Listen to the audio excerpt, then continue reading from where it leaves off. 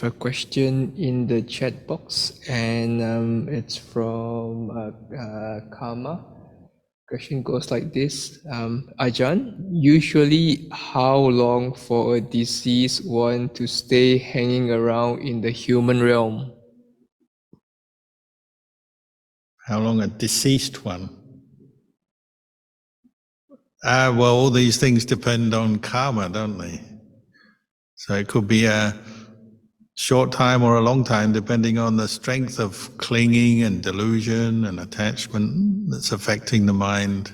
So if someone's very attached, they may be hanging around as a ghost, hungry ghost. The Buddha said lots of hungry ghosts are created when people die with strong attachment, strong greed, strong anger, maybe attached to a place or a person, just dying, somebody dying with confusion, with fear.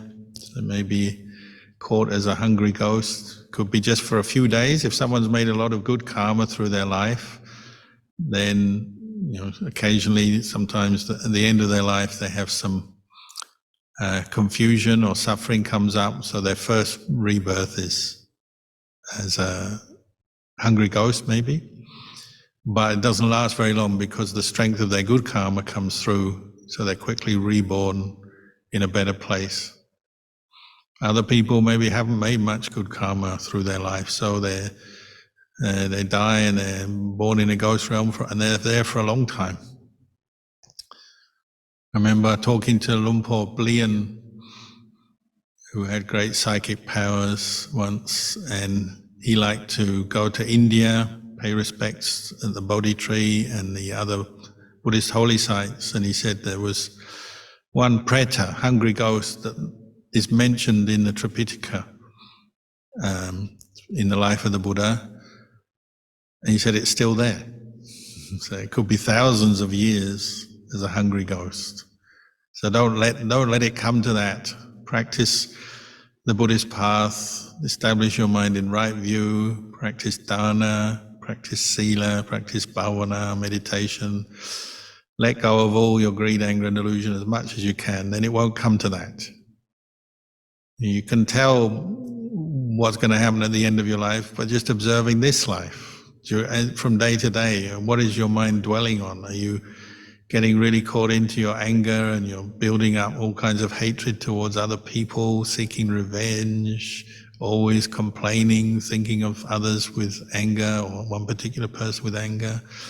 Or is it greed? Is your greed leading you into all kinds of unskillful behavior? Greed leads us into breaking the precepts, the second precept, the third precept, or drinking, gambling, or competing with others, exploiting others, harming others. Don't do all that. Reflect on your state of mind and try and cultivate the path. The Eightfold Noble Path is there for us to cultivate. That's our aim. Every day you look at the news and you can see the fruits, the suffering that comes when people follow their greed and anger and delusion, and they break the law, they cause trouble in their family, they cause trouble for themselves, damage their health, damage other people's health. Learn from your experience as you watch the world, and that will motivate you to practice the Dhamma, stay out of trouble, and cultivate good karma. Cultivate the karma of compassion, helping others, mindfulness. So you're aware of your own state of mind, you can let go of your negative states of mind. Then you don't have to worry. If you keep making good karma, make merit through your life, when you die, you won't have to worry where you're reborn. Sadhu Lumpur, we have another question in the chat box. There are quite a few of them. This one is from Pamuja.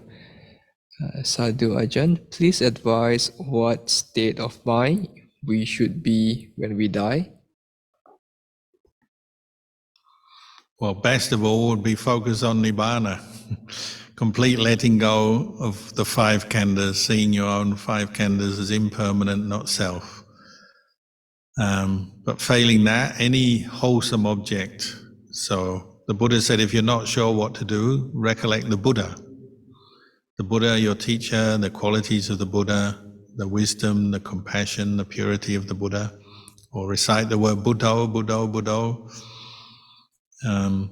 If you practice meditation through your life, then you'll be in a better position to focus on your meditation objects, to let go of all the unwholesome states of mind that might arise when you're dying. So you make your mind very firm.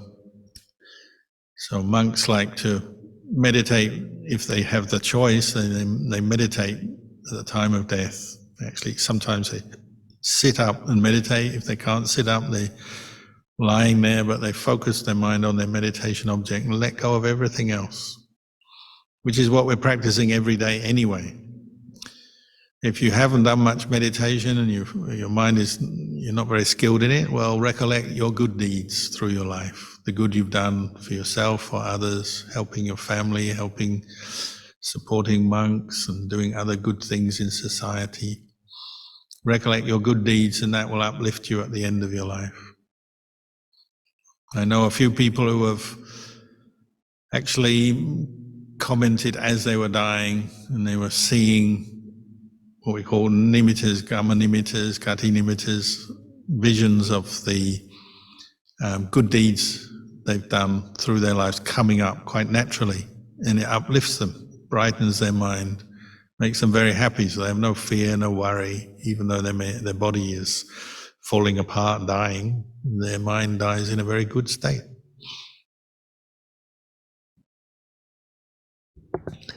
Sadhu Lumpo, we have a few questions from MW. The first one is, how long is for morning meditation? Minimum 10 minutes. That's what we ask for, 10 minutes of morning meditation. Of course, longer than that, all the better. So I know some people who sit for an hour or even more, but minimum 10 minutes. If it's shorter than 10 minutes, it's almost too short, not really worthwhile.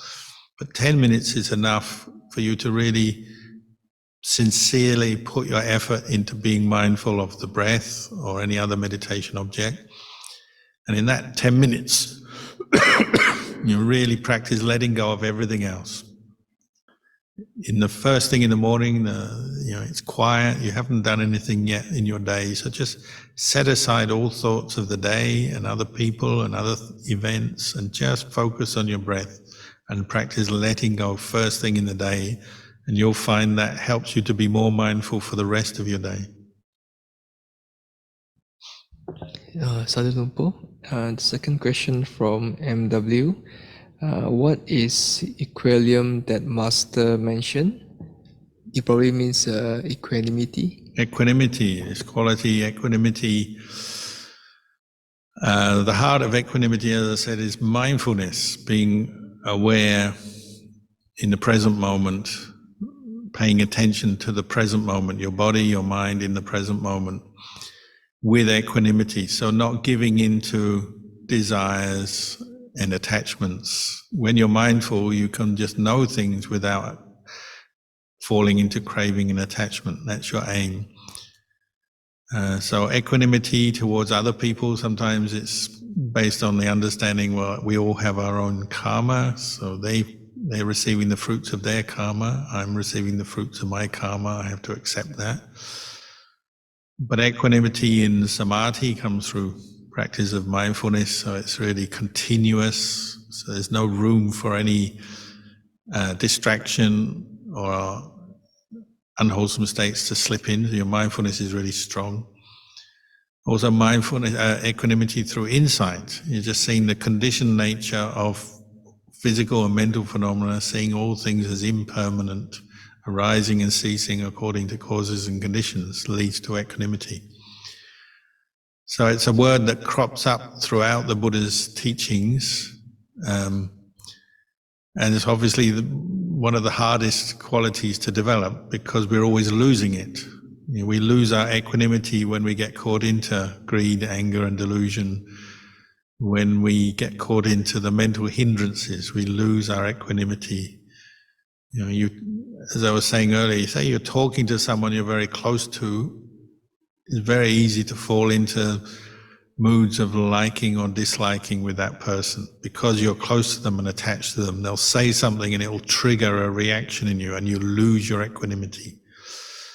Or something that you identify really strongly with will easily pull your mind away from equanimity. So, for example, you're very attached to your wealth, your money, say. So somebody tells you, "Oh, you've lost a load of money," and you suddenly feel panic. Or if you're very attached to a person and you hear the news, this person, something's happened to them, you lose your equanimity, you fall into anxiety, worry, perhaps. So the things we're closest to and attached to most easily sway us and take away our equanimity. So we have to work hard to establish mindfulness and reflect on those things and on those attachments. Sadhu Lumpo, another maybe 2 questions from MW. The question goes like this: how to clean off karma for previous life? Could you recommend any pathways and helpful tools? Cultivate the Noble Eightfold Path that the Buddha taught, because this is for the ending of karma, it's for Nibbana. So everything you do within that is for the ending of all your old karma, for Nibbana, for the attaining the unconditioned, the unborn, the undying. What we tend to do is think there must be some special blessing or practice we can do to burn off our old karma, get rid of it. But we're the product of our old karma. This body, this mind is already the product of our old karma. We have to accept that. The important thing is, how are you practicing now in the present moment? So if you want to change your old karma, well, cultivate new good karma all the time, from moment to moment. So say in the past you've been very angry and hurt somebody through your speech, your actions. How do you change that? Well, you can't change what you've done in the past. You might have to accept that that person you've hurt, they don't like you or they're upset with you. You have to accept that. But you can now, understanding that you made a mistake or did something that you regret in the past, now you can make a clear aspiration to cultivate kindness, let go of your anger, change your ways, change your speech, change your actions. That's the way you get through your old karma, by making new good karma. Sadhu Lumpo, the last question from MW. What is the difference between vegetarian and non-vegetarian? Is that really matter for the meditation? Well, you should be aware that some people have become enlightened eating meat. The important thing is not to kill or hurt other living creatures. So, say some monks will eat meat because that's what's offered to them, but they didn't encourage people to go out and kill, or they don't kill themselves, they don't ask others to kill, but because people use meat in their diet, they buy meat in a shop, then there's a lot of meat in food. So be clear on that. The obstacle to purifying your mind of greed, anger, and delusion is the act of killing, not eating. However, you may decide that you want to be a vegetarian to reduce the amount of meat that is produced in the world, because one less person buying meat will mean less things are killed. And that's a very good thing to do, but it doesn't mean to say somebody who eats meat is necessarily making bad karma or obstructing their pathway to Nibbana. So just be clear on your intention and what you're doing, and understand that eating meat is not yet necessarily bad karma, but killing is. Sadhu Lumpo, there are a few more questions in the chat box. This one is from Pritika. Dear Ajahn, thank you so much. Could you please kindly explain when we dedicate merit to Christian who dead could pass same as Buddhist person passed away? Say that again. I think basically is asking when the person dedicate merit to a Christian,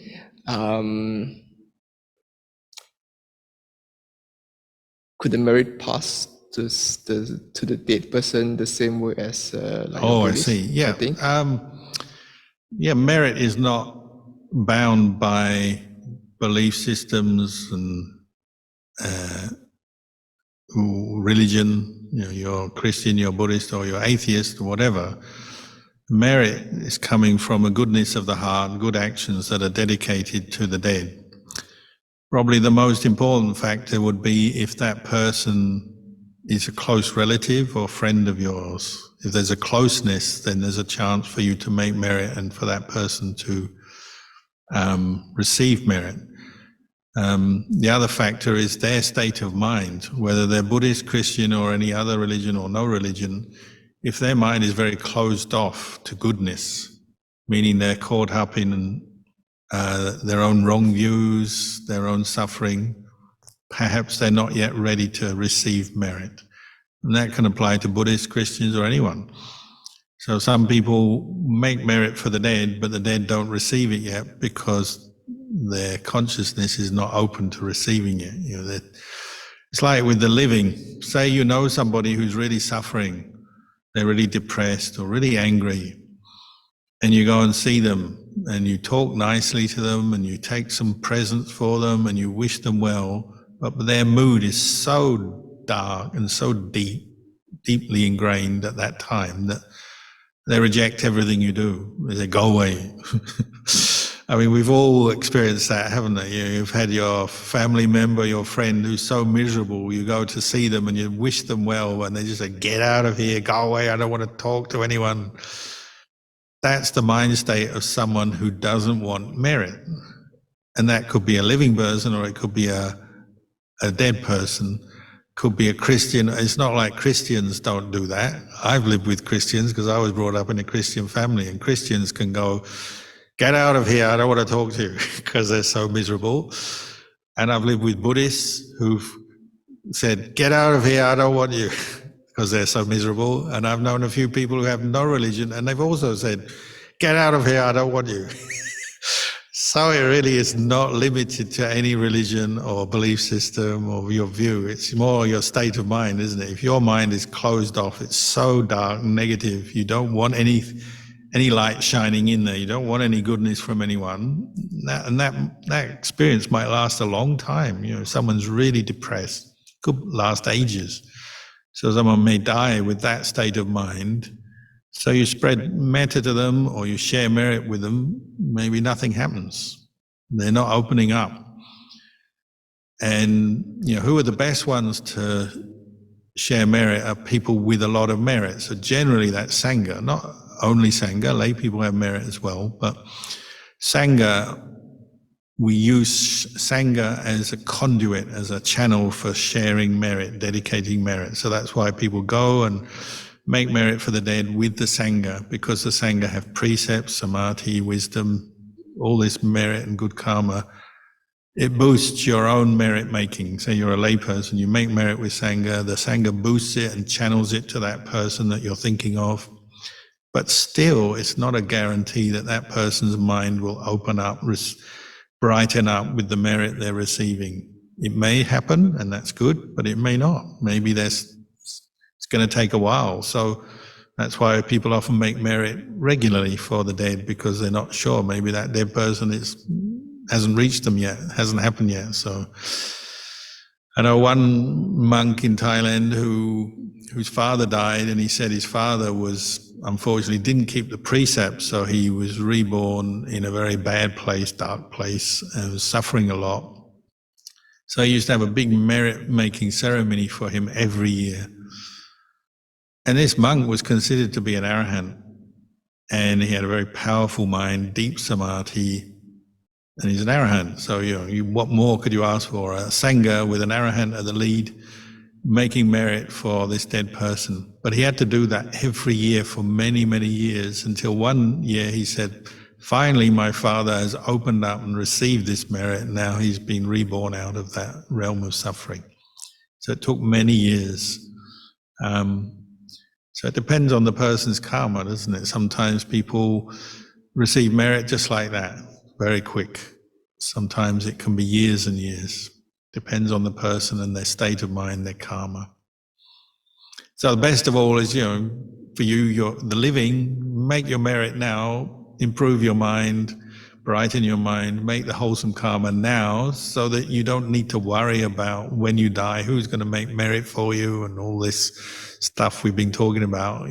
Someone who dies with merit, they get a good rebirth. And best of all is, get to Nibbana or get established as a stream enterer this life, then you really don't need to worry when you die. You definitely will be reborn in a good place and you're destined for Nibbana.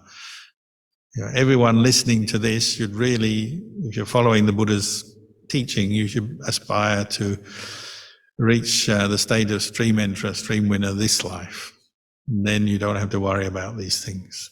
As far as other people who may be suffering, your relatives, friends who've died, okay, well, we make merit for them and we just hope for the best. Sadhu Lumpo, there are a few more questions in the chat box. This is from Ranisha.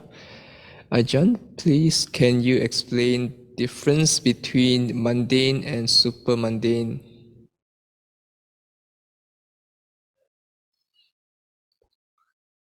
Is that it?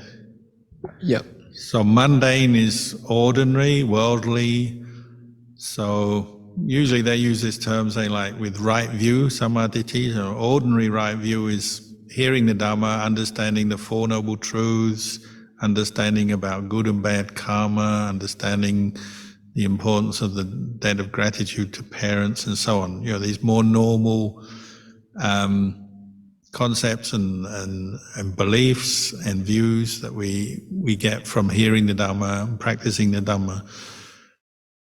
The super mundane or the transcendental comes together when the 8 factors of the Noble Path come together in the mind. Sila, Samadhi, Panya are all there working together to purify the mind of its wrong views, so that the practitioner sees and penetrates the Four Noble Truths. So they fully understand what is suffering, they know it, they fully understand what is the cause of suffering, ignorance, conditioning, craving, and attachment, and they abandon that. And they experience the cessation, they realize the cessation of suffering, and they've cultivated the path, obviously. So it's through practice that the super mundane or Lokuttara Dhamma arises. But it all arises in the one mind together, when all the 8 factors of the path arise together in the mind. It's no longer just based on hearing the Dhamma, remembering it, thinking about it, and now it's actually knowing and seeing it. Sadhu Lumpo, the next question is from Karma. Ajahn, I still feel bad when I think of people or my pet that died in the past, that I could have been nicer to them, but I failed to do so. What can I compensate now? Yeah, I think that's a very common experience. So if they've gone, they're already dead, well, in your mind you could mentally ask forgiveness from them and send your kind thoughts to them wherever they are. You could wish, may they be reborn in a good place, may they progress in their Dhamma practice, may they forgive me, I forgive them, may they forgive me. You do that as a mental thing. And then secondly, make sure you learn your lessons so you don't hurt or harm others in this way you've done before. Learn your lesson and so change your behaviors. So say you're getting angry with someone, just stop and say, oh, one day I'm going to regret this. When that person dies, I'm going to be sitting here thinking, oh, I shouldn't have got so angry with them. So instead of waiting till they die and regretting, in that moment you stop. You stop arguing with them, hurting them, doing whatever it is that you're doing in anger, because you know you'll regret it later. You stop and you say, no, I won't do this. I'm going to be patient. I'll be calm. I'll not say those words. I won't do those things. I'm going to stop. And that's the way you free yourself for the future. Sadhu Lumpo. The next question is from Kumara. Namasakan Tan Ajahn. I have been having a strong determination to be ordained as a Karmatana monk. Previously, I have been trained as a temporary monk back in Cambodia a few years back. Will you please kindly guide me how to be part of Bodhivana Monastery Sangha? I am an Australian and willing to be ordained for good. Thank you very much, Ajahn. Well, you're welcome to get in touch with us through the website. We have on our website, we have an email if you want to come and stay here, or if you want to just visit here for the day to have a chat to start with. You can do that anytime, or you can come and stay for a few days and see what it's like and have a chat that way. It's a very good thing to aspire to become a Buddhist monk, so try and preserve that aspiration. I don't know you, how old you are, what your life situation is, so I can't comment too much at the moment, but that aspiration is a very good aspiration to maintain in your mind, even if you can't do it yet.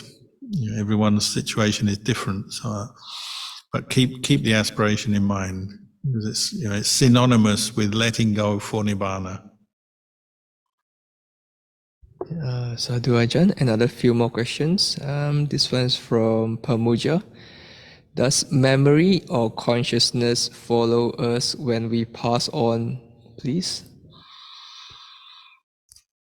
Well, when we die, the Buddha said the 5 khandhas break apart. So this body obviously breaks apart. Memory breaks apart, which is why you can't, normally speaking, you can't remember your past lives. But karma is still affecting us, isn't it? So your consciousness goes according to karma, but there's nothing solid or fixed that goes into the next life, but karma projects you into a new destination. Consciousness, as long as it's still unenlightened, still hasn't reached Nibbana, consciousness will arise somewhere else, won't it? If you develop strong samadhi, you may develop the ability to recollect past lives, or through other kinds of good karma. Sometimes little kids can still remember their past lives. But generally speaking, memory dissolves at death. And so you start in your new life learning new things, remembering new things. But whatever good karma you've made in your past will come through it'll still have its conditioning effect. So this is why you can practice this life, and then next life, some of the good qualities you've developed this life will come through again. That's why somebody who's meditated this life, practiced it, next life they'll sit down to meditate, it'll be a little bit easier because they've done it before. And some people, they're very smart this life. They train their wisdom faculty, their intelligence to solve problems, understand things, remember things this life. Next life, those kind of abilities and knowledges will re-emerge. So it's not like it all disappears, but actual memory of places, people, events and all that, that will tend to disappear. But karmic qualities, what we call bharami and vasana, will re-emerge next life. Sadhu Lumpo. Next question is from Sugita.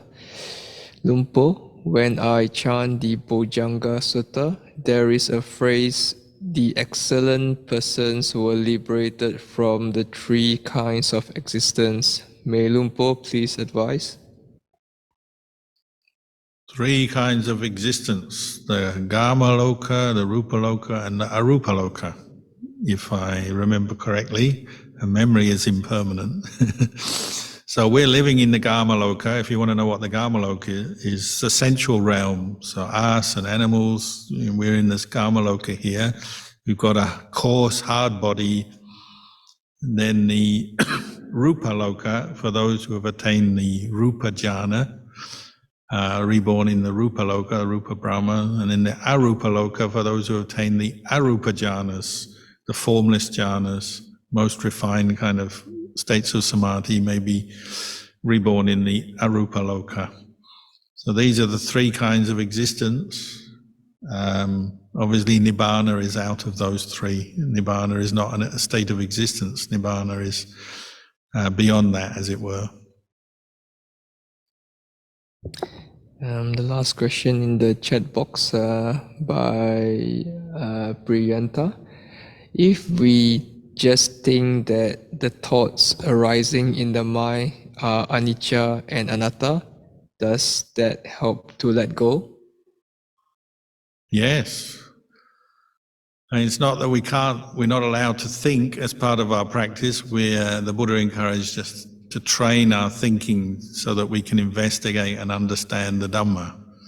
And we use thought for that, don't we? It's called yoniso manasikara, paying wise attention to things, giving wise attention, wise reflection to understand our experience.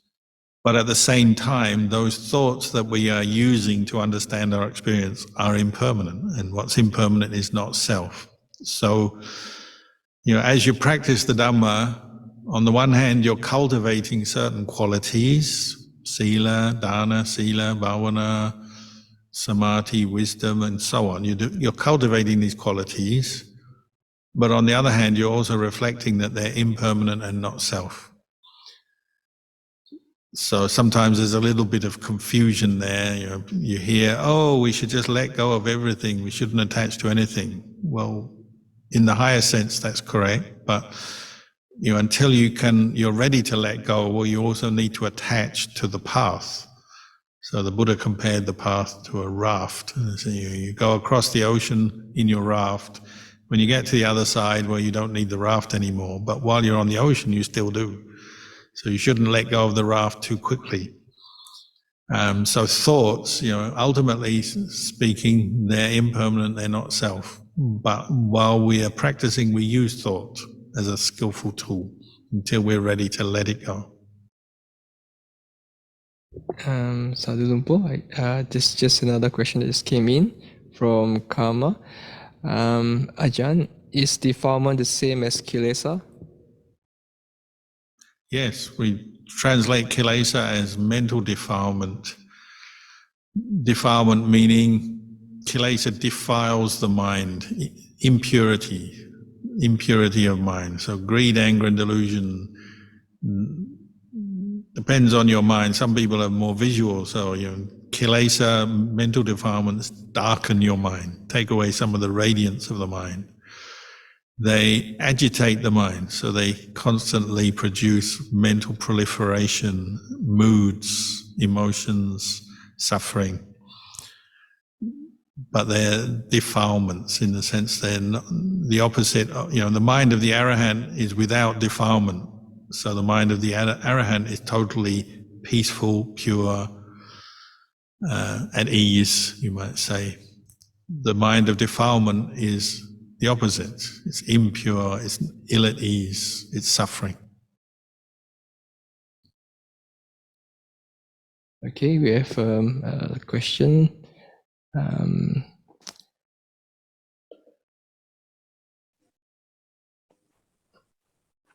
Namaskaram. Longpo, I'm Kumara. I'm the one who asked about the ordination. Oh, yeah. Thank you very much for the opportunity to ask a question. So yes, I've been, my age is currently 41-year-old. And I've been serving Buddhist societies in Indonesia as a Buddhist teacher in a few viharas back in Jakarta. Before then, I was ordained temporarily in Cambodia. And basically, I'm an Australian. I've graduated my degrees from Perth. and currently living in Perth with my parents and my sisters. I've never married. I've stayed celibate since I finished university until now, because I'm determined to be part of the Sangha. That's just to complete the queries just now, Ajahn. Thank you very much. Okay, yeah. Well, the best thing is to look at our website, and you'll see a little section on staying in the monastery or visiting the monastery, and you'll see an email there, and you could send your request to stay here if that's what you want, to have a go, or just to get to know this monastery and the way we practice. You're welcome to do that. Satu, Long Po. Thank you very much, Long Po. Namaskar, Long Po. So I think that's it for tonight. There's one more question. Oh, one more. Okay, one more question. Okay. This question is from iPhone. Thank you for sharing. Most of the time, I get very emotional and angry with my teenagers when they do not listen. How would you advise to calm down and let go? If you get the chance, do a little bit of meditation every day, or a lot of meditation every day would help to improve your mindfulness so that you're more restrained and aware as you interact with your teenagers. And then reflect on it. Teenagers are teenagers all over the world. Parents will often say the same kind of things, won't they? Oh, my kids, they're teenagers. They think they know best. They don't listen to me. They don't do the right things. It seems to be one of the most common experiences in mankind. So you're not alone.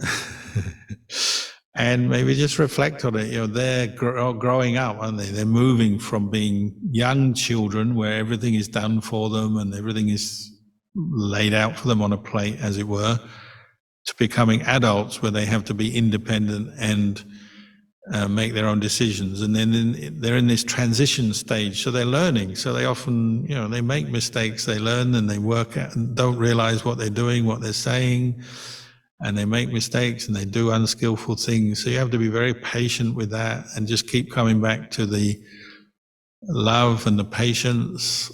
And as a parent, you have no choice but just to keep explaining to them what is what's right, what's wrong, what's good, what's bad from your perspective. But as they're growing up, you have to treat them more as adults. So you have to talk to them more as equals, and you can't just talk down to them or tell them what to do. You have to give them your explanation and what you see as correct and right. And then you have to listen to them, and you have to give them a chance to express themselves because they're becoming young adults. And so you're in transition as well. You're transitioning from between these kids who were once very young and you were telling them everything, to now they're becoming young adults where you have to treat them more as equals. And they're in transition. So, sometimes it's out of sync, out of phase, and there's some sparks and some misunderstandings and emotions, and you just have to be patient with that. But don't take it too seriously. It'll all change, won't it? In a few years' time, they'll have grown up, they'll change again. So just be patient with that. All right. This is the end of the question and answer session.